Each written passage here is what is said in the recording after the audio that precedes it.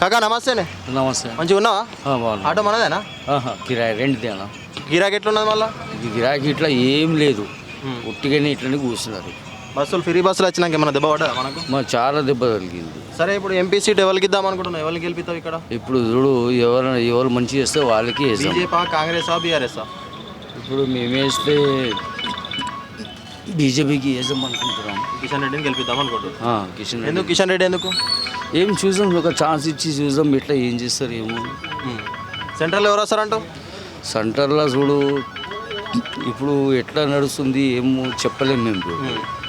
So మీకైతే ఇక్కడ BJP కావాలనుకుంటున్నాం. BJP అని ఆలోచిస్తున్నాం. సికింద్రాబాద్ ఎవరిని గెలిపిద్దాం అనుకుంటున్నావు ఈసారి ఎంపీగా? బీజేపీ అభ్యర్థినే గెలిపిద్దాం అనుకుంటున్నాను. బీజేపీ ఎవరున్నారు? నాకు అంత తెలియదు. ఉన్నది నీకు బీజేపీ కావాలి? I like BJP.